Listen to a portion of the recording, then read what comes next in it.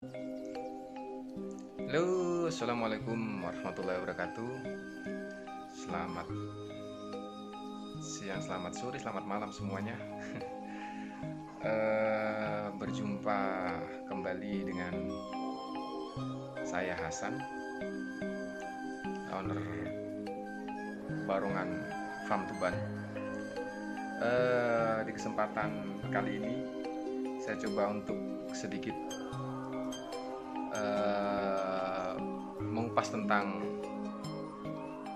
breeding dan fattening ya. Jadi teman-teman semuanya, sebelum kita ini terkhusus video ini saya buat untuk bagi teman-teman atau saya sendiri ya, sebagai pemula, kita berbicara mengenai perbedaan breeding dengan fattening ya, dari sisi untung mana atau dari sisi perawatannya. Pertama mungkin saya sedikit bercerita tentang latar belakang ya, latar belakang peternakan Barongan Farm. Jadi Barongan Farm sendiri kami rintis mulai 2021, tepatnya pada bulan Januari. Kita mulai tanam rumput, dan pada bulan Maret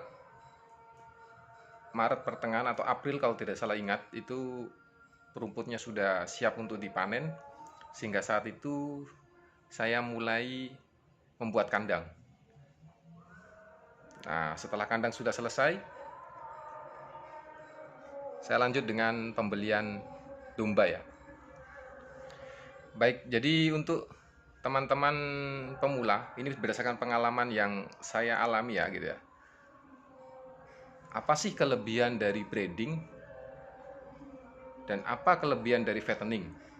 Terus kendala-kendala breeding dan kendala-kendala fattening ya. Jadi saya memulainya dari breeding dulu.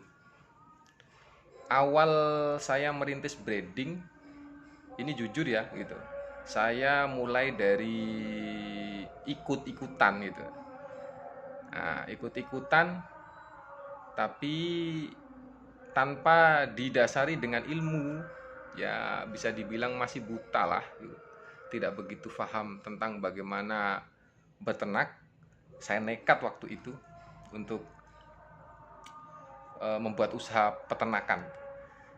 Jadi sebelum saya mulai merintis ternak domba, sebelumnya saya sudah pernah berkecimpung di dunia peternakan juga, yakni ternak bebek petelur. Dan hasilnya bisa dikatakan tidak sesuai dengan ekspektasi ya, artinya tidak merasakan keuntungan dari peternak bebek petelur. Jadi karena sudah ada modal kandang, sehingga kandang bebek itu saya rubah menjadi kandang domba. Jadi awalnya dari situ. Jadi saya memulai ternak domba itu dulu saya berpikir pengalaman dari ternak bebek, penyebab utamanya sehingga mengalami kegagalan dari ternak bebek yaitu karena ketergantungan terhadap pakan pabrikan. Nah, itu faktor yang sangat dominan menyebabkan kegagalan. Ya, ketergantungan terhadap pabrik pakan, telur bebek yang tidak kunjung naik, pakannya naik terus. Nah, itu menjadi faktor tidak seimbang antara pengeluaran dan pendapatan. Dari situlah saya mulai berpikir di saat saya berternak domba. Waktu itu saya berpikir bagaimana sih beternak untuk tidak ketergantungan dengan pakan pabrikan. Nah, solusi yang saya dapatkan adalah ternak domba. Karena saya menganggap dengan rumput tidak beli, kemungkinan kita bisa untung. Dari situ permulaannya saya memulai ternak domba. Jadi saya mulai menanam rumput pada Januari 2021, pertengahan Maret atau awal April itu saya sudah panen. Saya tanam rumput pakcong dan odot waktu itu. pakai sama odot. Ya lumayan lah, tidak terlalu luas sekali, tapi untuk kapasitas ternak 20 ekor itu waktu itu cukup. Berjalannya waktu, ternyata rumput pun tidak cukup. Artinya ada tambahan populasi, terus dombanya itu ternyata nggak bisa gemuk ya gitu. Macam-macam lah permasalahannya. Ya, jadi dari sini saya mulai berbicara topik tadi itu, breeding ya. Breeding yang perlu disiapkan pertama adalah lahan. Lahan, entah itu sewa atau punya sendiri, lahan untuk tanam rumput. Karena pengalaman saya, di saat populasinya udah mulai nambah, ini akan kerepotan. Yang berikutnya, bekali ilmu ya. Dulu itu saya kurang betul, sangat-sangat minim pengetahuan tentang beternak domba. Jadi saya hanya mengandalkan rumput aja, rumput pakcong dengan odot pada saat itu. Itu fakta membuktikan dari hasil pengalaman saya, itu hanya sebatas dia hidup. Tapi kalau untuk gemuk, kayaknya presentasi dari berapa ekor waktu itu ya saya lupa. Sekitar 30-an ekor itu. Mungkin yang gemuk itu kebetulan barangkali ya. Sisanya rata-rata kurus, artinya dia hidup tapi nggak gemuk gitu. Nah, jadi kalau untuk pemula, harapannya ya sebisa mungkin jangan cuma hanya 2 jenis rumput ya, tapi paling nggak ditambah dengan tanam rambahan legum ya, entah legum apa sajalah, mungkin singkong kek atau mungkin indigo vera kek. Nah sekarang saya sudah banyak tanam indigo vera juga gitu. Itu mungkin terlambat, tapi walaupun tidak sama, daripada tidak sama sekali ya, indigo vera akhirnya tetap saya tanam. Terus singkong juga saya tanam ya, lumayan lah untuk nambah. Kendala-kendala dalam breeding ya. Breeding itu, ini kendala yang muncul berikutnya. Pertama dari sisi pakan, yang saya tidak siap. Akhirnya masalah muncul adalah saya membeli pakan-pakan kering, hanya serat saja. Yang serat saja itu saya membelinya habisnya lumayan juga, jutaan habisnya itu. Sedangkan serat antara rumput dengan serat kering, ini nilainya sama, serat juga. Jadi saya, walaupun dari awal itu saya menganggapnya sudah benar langkah yang saya lakukan, sudah menanam, tapi ternyata yang saya tanam itu kurang. Jadi mestinya saya mulai menghitung dari awal, di saat domba ini sudah melahirkan, si indukan-indukan ini sudah melahirkan, harusnya saya sudah ready rumput lagi untuk anak-anakan dari si indukan ini gitu. Jadi mestinya harus 2 kali lipat sebelum saya masa panen, alias lahir anak-anakan dari si indukan-indukan ini. Jadi pada saat itu akhirnya saya terpaksa harus membeli pakan kering. Pakan kering serat itu aja sudah lumayan menghabiskan banyak uang. Terus ditambah lagi setelah saya sedikit memahami, saya mulai belanja itu pongkol telo ya, pongkol telo. Pokoknya sebenarnya kalau ditanam sendiri tuh bisa gitu. Jadi saya beli pongkol telo yang harganya 2.500 per kilo ya itu. Itu belum operasional yang lain. Jadi bisa per ekor itu mencapai 3.000 rupiah ya. 3.000 rupiah ini kalau teman-teman mau sedikit menghitung ini, jadi ini sekaligus saya bercerita dan sekaligus mengupas tentang breeding itu tadi sendiri ya. Kalau kita beli 3.000, coba kalikan aja. Kalikan aja selama si indukan mulai kawin, ditambah bunting itu 5 bulan, anggaplah kawin itu 1 bulan, bunting 5 bulan, berarti 6 bulan, ditambah sampai si anaknya ini lepas sapi, paling nggak sekitar 3 atau 4 bulan, kisaran itu. Jadi sekitar kurang lebih 9 sampai 10 bulan totalnya itu ya. 1, 5, tambah 3. Tambah 1, 5, 3. Jadi sudah 9 bulan ya. Estimasi kurang lebih 9 sampai 10 bulan. Itu kita baru mendapatkan cempe yang lepas sapi gitu. Ini kita belum berbicara lepas sapi ini udah bisa dijual dengan harga berapa, ini kita belum masuk ke situ ya. Tapi yang jelas ini kita prosesnya 9 bulan kurang lebih, 9 sampai 10 bulan. Lah kalau kita kalikan aja 3.000, kita pakai pakai 3.000, anggaplah 10 bulan ya. 10 bulan berarti 30 kali 300 hari. 30 kali 10 bulan kan berarti 300 hari. 300 hari kalau kita pakai harga 2.000 aja, 2.000 kali 300 sudah 600.000. Itu kalau kita pakai 2.000. Pertanyaannya, apakah di usia 10 bulan itu cempenya bisa nggak laku 600.000? Nah,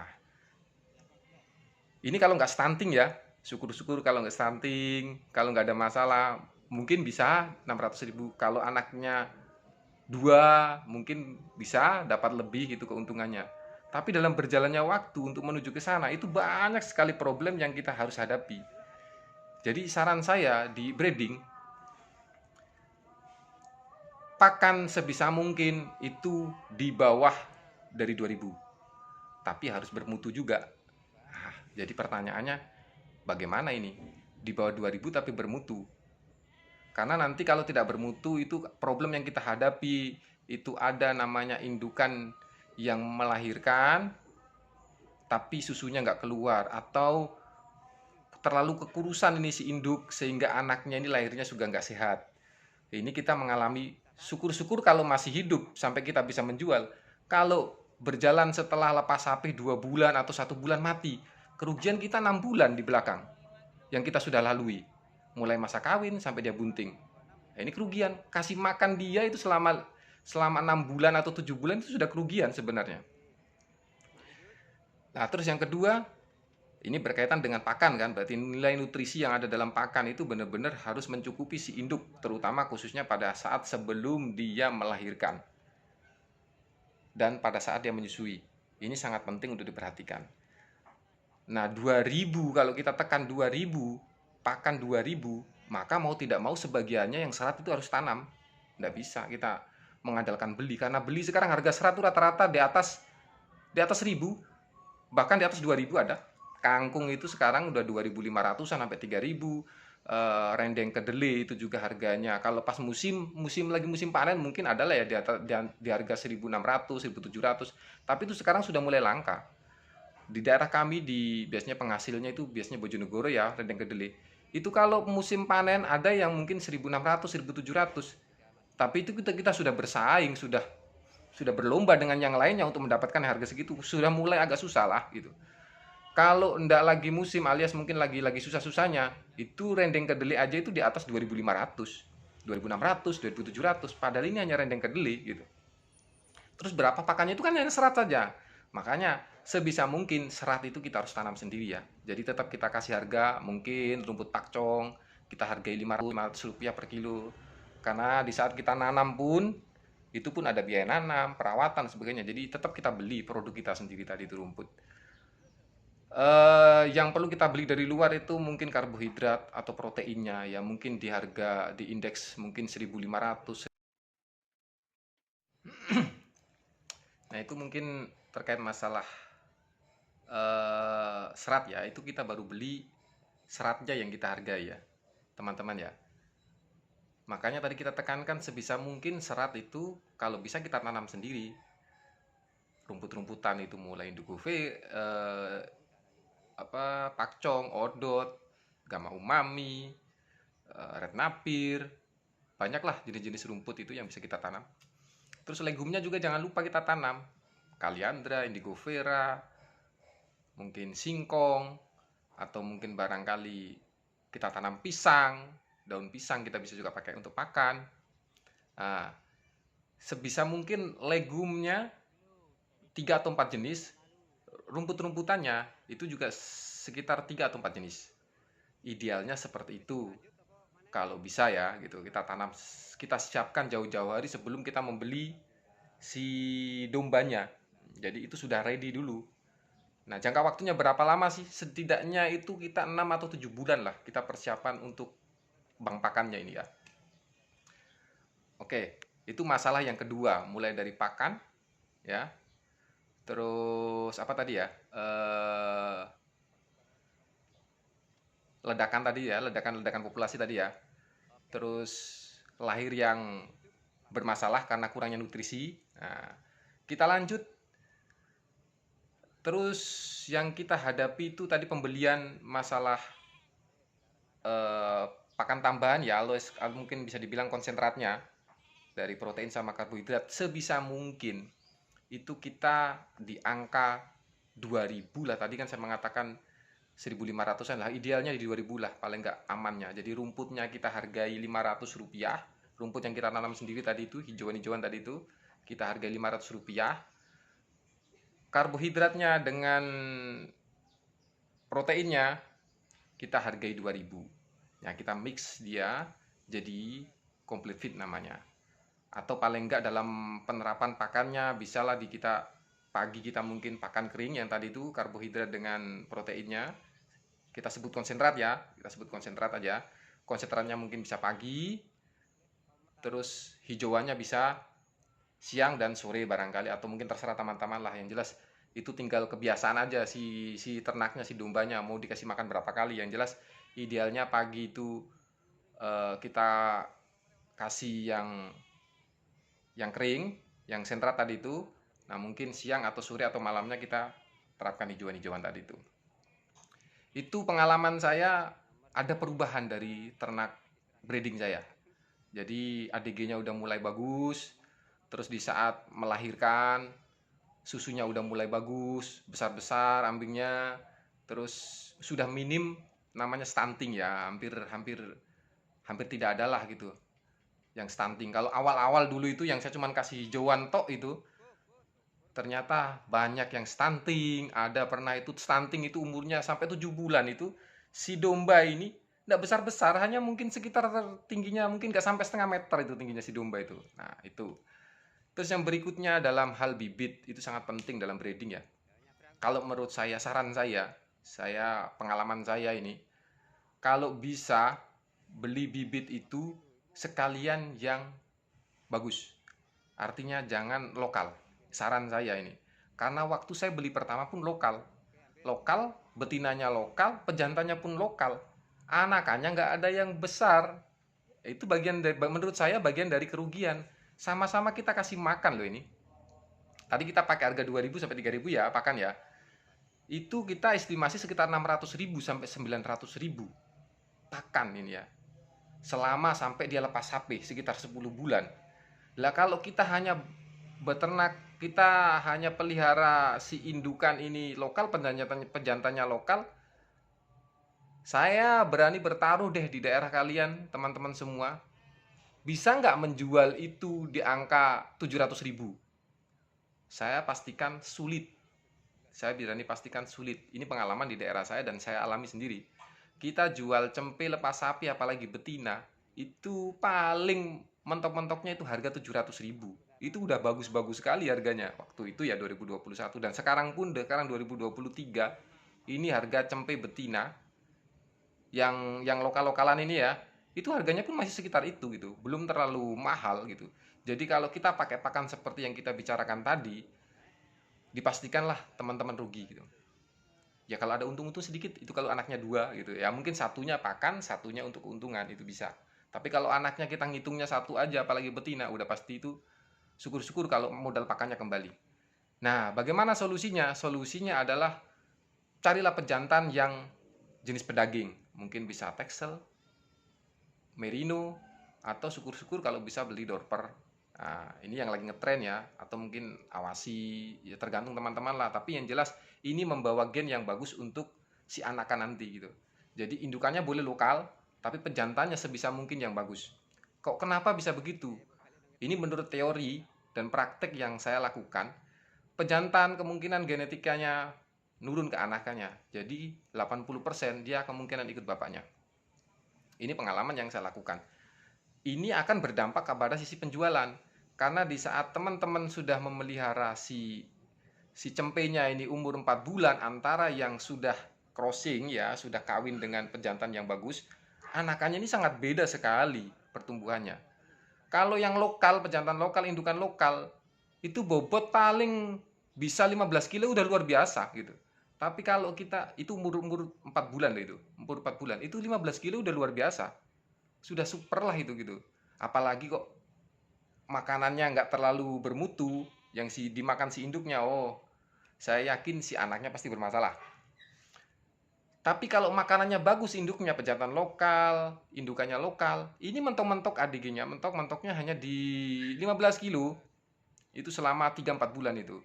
Sedangkan kalau kita melihara yang pejantannya bagus, jenis pedaging seperti yang saya sebut tadi itu, kemungkinan anaknya itu bisa di atas 20 kilo. Ini yang saya rasakan ya itu. Nah, kalau kita jual timbangan aja, kalau harga timbangan anggaplah 50.000, ya sekarang pasarannya di angka 55-an sampai ke 60 tergantung jenisnya. Tapi yang jelas sekarang harga bibitan, harga domba sekarang per kilonya kisaran antara 55.000, 52, 53, 54 sampai 60. Dikali aja coba 50.000. Kalau bobotnya 20 kilo misal. Selama 4 bulan ini 20 kilo bobotnya si cempenya ya. 50.000 kali 20, 1 juta kan? Setidaknya kalau beranak satu, itu kos yang kita keluarkan, anggaplah sekitar 600 atau 700 ribu biaya pakan tadi sampai dia punya anak lepas sapi sekitar, cempe yang sampai lepas sapi itu punya bobot sekitar 20 kilo, kemungkinannya kita masih untung sekitar 200.000 atau 300.000. Itu keuntungannya kita dari satu anakan itu. Ya kalau kembar ya itu alhamdulillah lah, itu rezeki lah ya itu, tapi kita upayakan berpikirnya terburuknya aja gitu.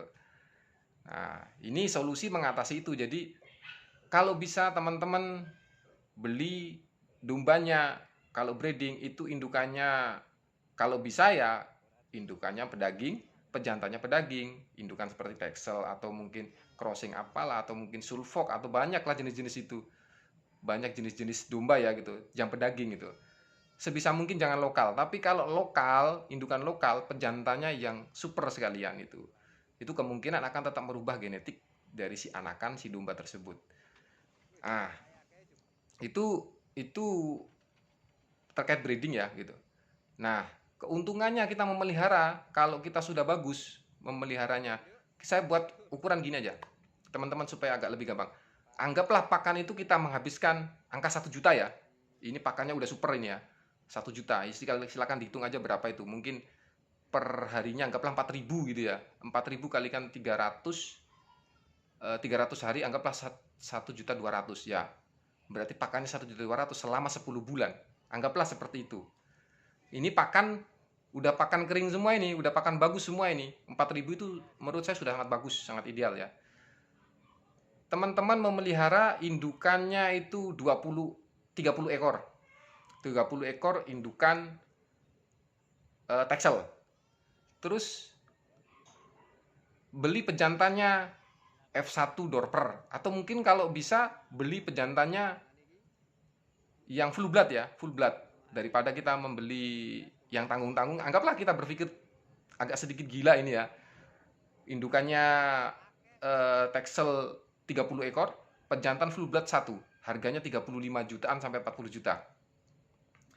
Kita kawinkan ini dengan si Texel. Sekarang yang saya lihat ya, yang saya lihat itu harga F1 aja, kemarin kita habis teman peternak habis beli F1 aja, itu harganya F1 Dorper itu harganya per kilonya itu 150, ada yang 200.000 per kilo.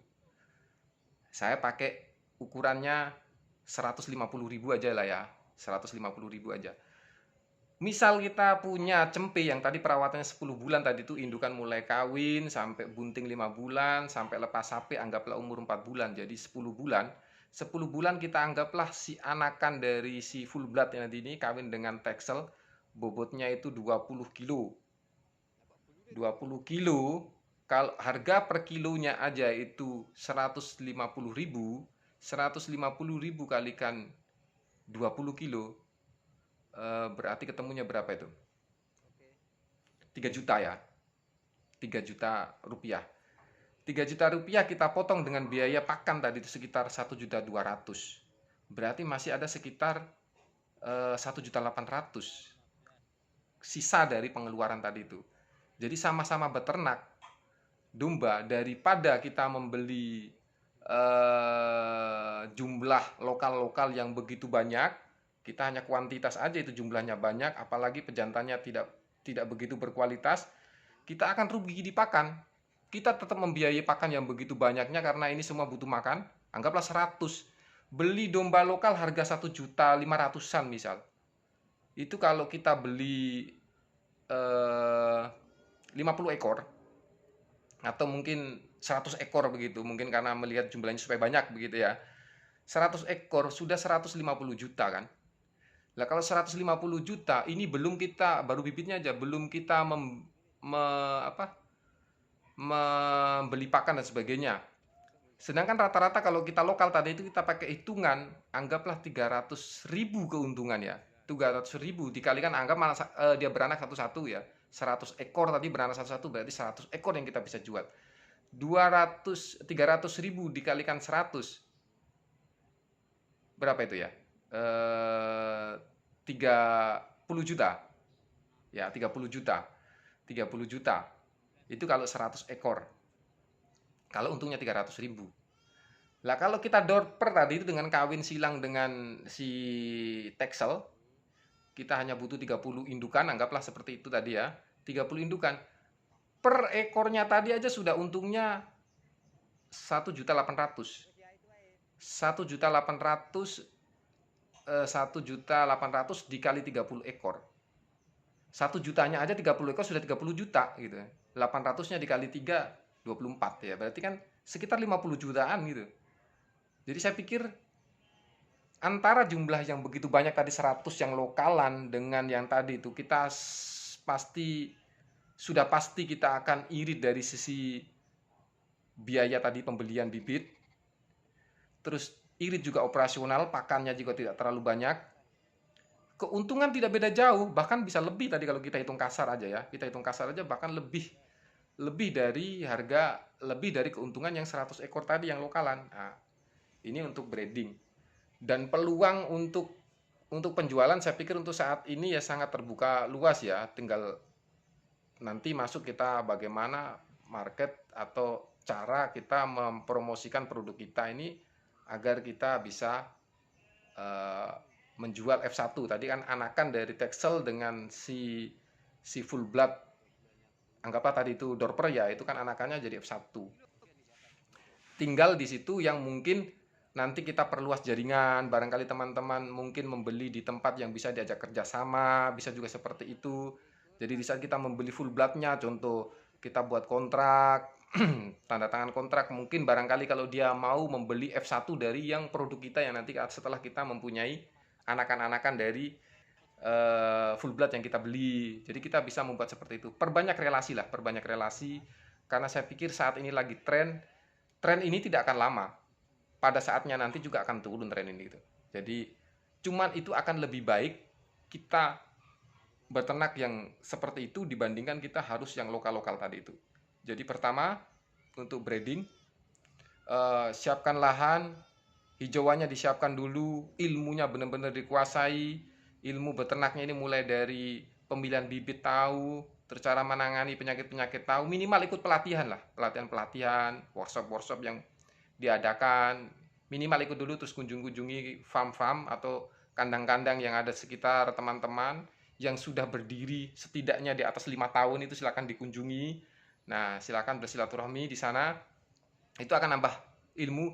Terus di saat modalnya nggak banyak, jangan dipaksakan. Pelajari dulu, mungkin 5 ekor, 10 ekor, ya 20 ekor lah paling tingginya, pelajari dulu. Karena pengalaman saya, dulu saya beli langsung banyak kematian juga yang saya alami dari beternak domba di awal-awal.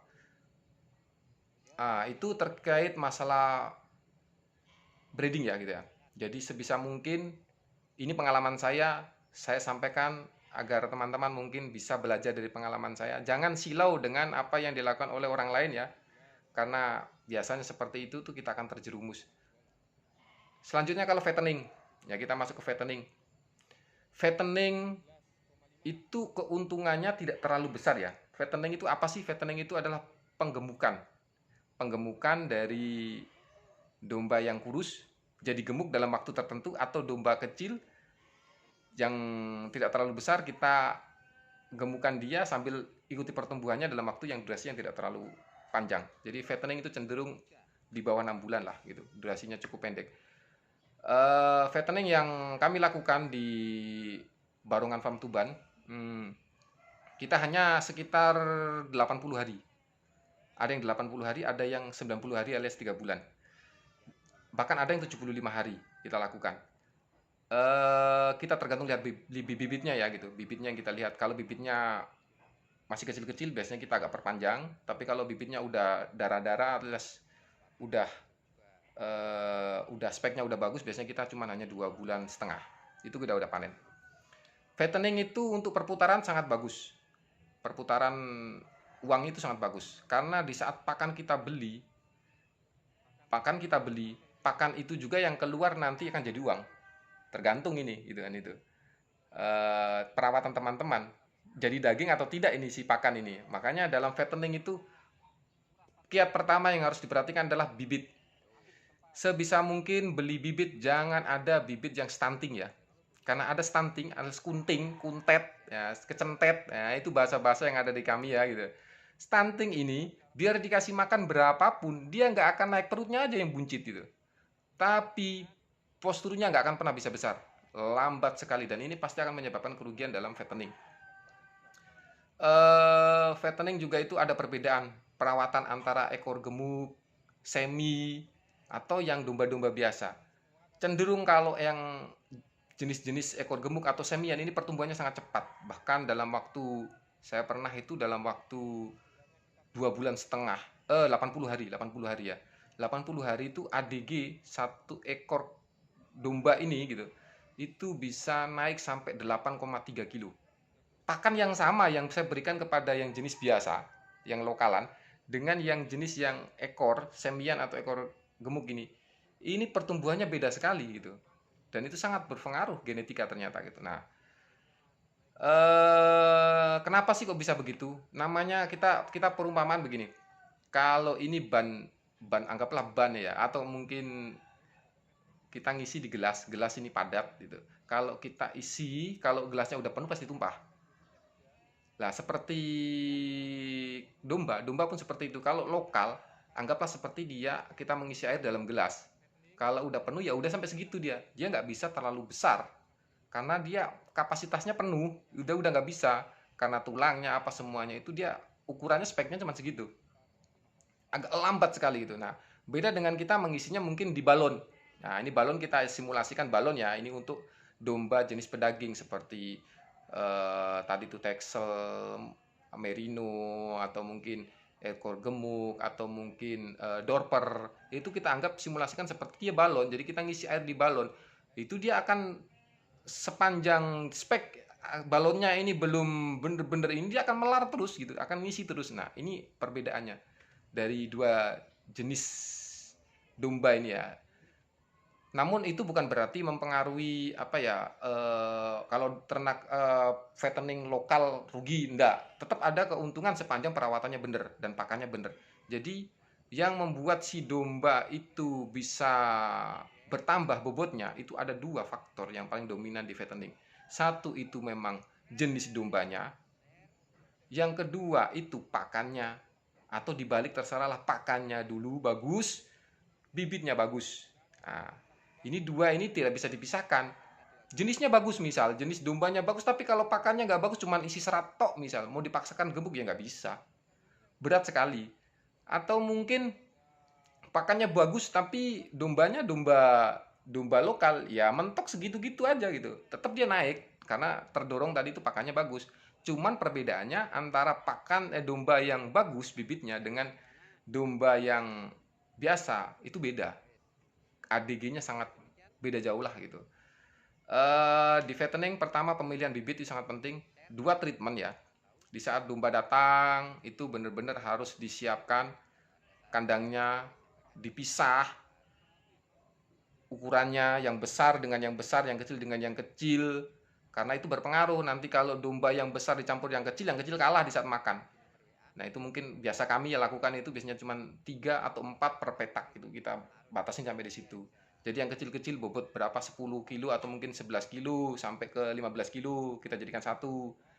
Begitu seterusnya 15 sampai ke 17 kita jadikan satu tempat. Jadi mereka kemungkinan tidak begitu kalah lah yang bobot kecil. Kalau kita taruh satu kotak itu ada yang bobot 20 kilo, ada yang bobot 13 kilo, ini yang 13 kilo kemungkinannya kalah. Dia pasti nggak akan tumbuh itu. Nah, di situ pengaruh. Treatment pertama kandang domba si bibit masuk, pisahkan tadi itu jenis-jenisnya tadi itu bobotnya, melakukan penyuntikan, pemberian vitamin, terus obat cacing karena biasanya dari luar, domba-domba yang dari luar, dari pasar atau dari peternak-peternak, bukan dari peternak, maksudnya dari petani ya, biasanya itu mereka tidak melakukan treatment bulanan sehingga kemungkinan banyak yang bermasalah, sehingga perlu di saat masuk kita adaptasi dengan kandang, kita kasih obat cacing, vitamin, terakhir kita mungkin melakukan pencukuran ya. Sangat pengaruh kalau bulu itu di penggemukan itu, bulu itu sangat berpengaruh terhadap kenaikan berat badan. Sebisa mungkin 1 minggu setelah berada di kandang, 5 sampai 1 minggu berada di kandang, setelah diadaptasi pakan, lakukan penyuntikan. Lakukan pencukuran bulu. Itu pertumbuhannya akan semakin cepat. Kenapa sih kok mesti harus dicukur? Karena di dalam bulu itu banyak kutu. Terus teman-teman juga kalau bulunya tebal itu biasanya teman-teman nggak akan jeli melihat ini si domba ini gemuk atau tidak. Itu akan berpengaruh terhadap perilaku perawatan. Jadi kalau dicukur, wah ini kok masih tulangnya masih kelihatan, telung rusuknya masih kelihatan, iganya masih kelihatan. Nah ini kita akan berpikir untuk bagaimana memacu supaya dia makannya banyak. Tapi kalau tertutup dengan bulu, otomatis kita nggak tahu ini sebenarnya gemuk atau tidak. Nah selanjutnya setelah itu kita lakukan tadi treatment tadi, jangan lupa kita mencatat ya timbangan awal waktu masuk. Kita sesekali lakukan penimbangan di 1 bulan berikut atau mungkin 3 minggu kemudian kita lakukan penimbangan. Ada nggak kenaikan dari berat badan si domba ini? Makanya di saat domba datang itu ditimbang semua sebelum dia masuk ke kandang kita. Sebelum dia masuk dalam treatment tadi itu ditimbang dulu gitu ya. Perhatikan biasanya kalau pakan itu kita di dalam fattening itu pakan kering semua ya gitu ya. Pakan kering semua. Jadi perhatikan domba biasanya masalahnya itu yang sangat sering muncul itu biasanya matanya ya, mungkin sakit mata ya, itu yang sering terjadi. Sakit mata nanti bisa diobati dengan obat-obat pabrikan, ada sindusitrol, ada macam-macam lah jenisnya, tetes mata itu yang jelas. Atau mungkin kalau tradisional bisa pakai jeruk nipis, pakai jeruk itu. Kadang juga saya pakai super tetra itu, kita leletkan aja di matanya. Sehari 2 kali, pagi dengan sore, itu sampai dia sembuh. Kenapa kok kita obat mata ini sangat penting untuk diatasi ya?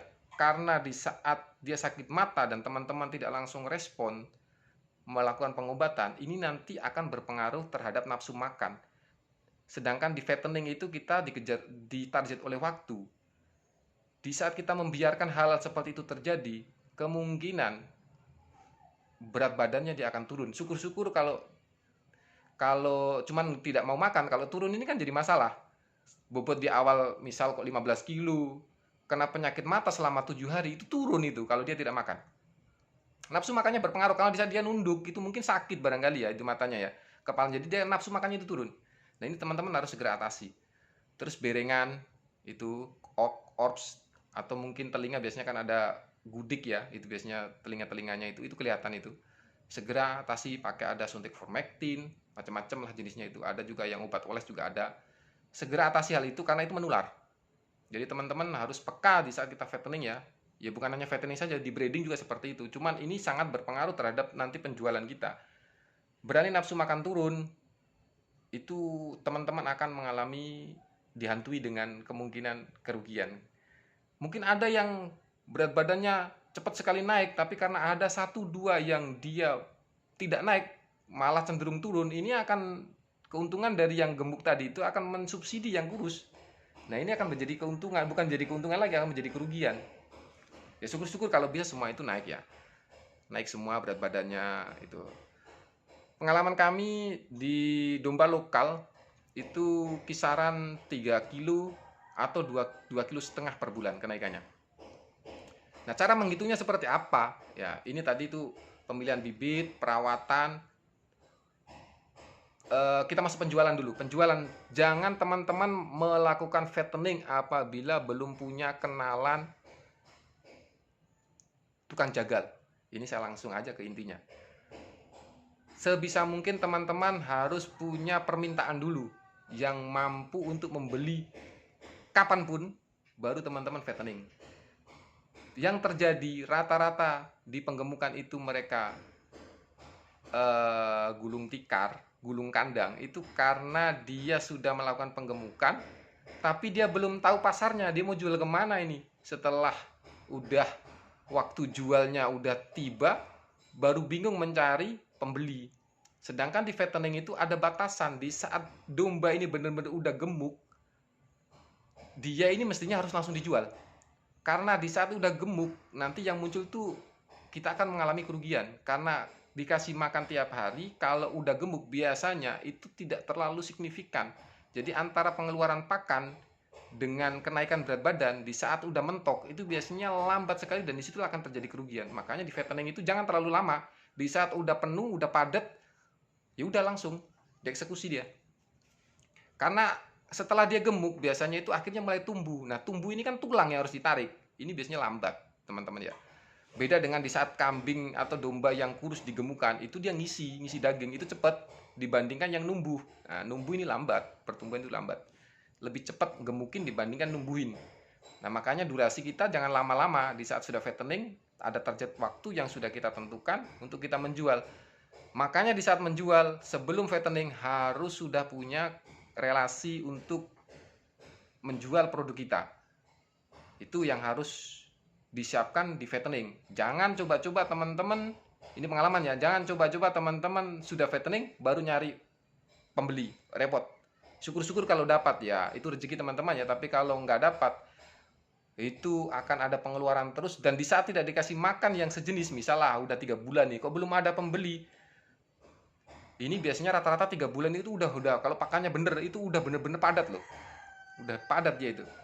Ini mau nurunin pakan itu nanti pengaruh juga terhadap si domba ini. Bisa jadi nanti kalau ada perubahan ini dia turun berat badannya, kita ngalamin rugi double. Udah ngasih makan, kalau kita kurangi turun, yang sudah kita buat selama 3 bulan ini akan sia-sia. Nah, itu pengalaman kami. Mungkin beda kandang, beda pengalaman, tapi itu di fattening yang kami lakukan seperti itu. Jadi kami sudah gandeng tukang potong ya, jagal ya gitu, dan dia pun siap berapa banyak pun dia siap beli gitu. Jadi itu yang kita sudah ready. Yang kita fokuskan adalah hanya di perawatan dengan bibitnya. Nah, perbedaannya apa ya? Perbedaan di fattening dan breeding dari segi perawatan itu lebih gampang perawatan fattening ya sebenarnya teman-teman. Kalau pakannya udah bener, sama-sama pakan bener, itu perawatannya lebih gampang di fattening. Terus karena di breeding itu ada resiko jangka panjang, kita nunggunya sangat panjang, ini ada banyak perintangan itu. Kalau di fattening itu kita waktunya singkat, sehingga kalau pakannya bener, perawatannya bener, kemungkinan resiko kematian itu sangat kecil gitu ya. Tapi kalau di breeding ini karena waktu yang durasi sangat panjang 10 bulan, ya ini rentan sekali itu. Cuman bicara keuntungan, kalau breeding yang saya sebutkan tadi itu, kalau breedingnya kelasnya super, indukannya super, pejantannya super, keuntungannya lebih besar breeding dibandingkan fattening. Karena fattening itu kisaran hanya di angka 70 sampai 150 ribu itu keuntungan per ekor, tergantung dari kenaikan berat badan ya gitu. Nggak tahu kalau breedingnya breeding jenis seperti Dorper barangkali ya, kami belum pernah lakukan itu. Tapi yang kami lakukan hanya sebatas di domba lokal dan semi EG atau mungkin ekor gemuk itu yang kita sudah lakukan. Kami belum pernah melakukan penggemukan yang jenis yang tadi itu, karena saya pikir domba ini mau dipotong, jadi harganya pasti tidak akan sesuai, karena harga kisaran hanya di 55, sedangkan kalau kita beli bibit dengan jenis itu udah sangat berat. harganya sudah pasti lebih mahal harga bibit dibandingkan harga jualnya nanti gitu. Ya, kalau untuk jenis domba jenis cenderung lebih baik di breeding. Nah, itu mungkin gambaran antara breeding dan fattening ya. Barangkali kalau ada yang kurang detailnya lagi mungkin bisa nanti di komen di YouTube kami ini, dan mohon bisa subscribe channel kami biar kami lebih semangat lagi untuk membuat konten-konten terkait breeding maupun fattening ataupun yang lainnya. Terima kasih. Bisa hubungi kami bila perlu, bila ada sesuatu yang ditanyakan di nomor yang ada di deskripsi yang nanti kita akan cantumkan. Terima kasih. Assalamualaikum warahmatullahi wabarakatuh.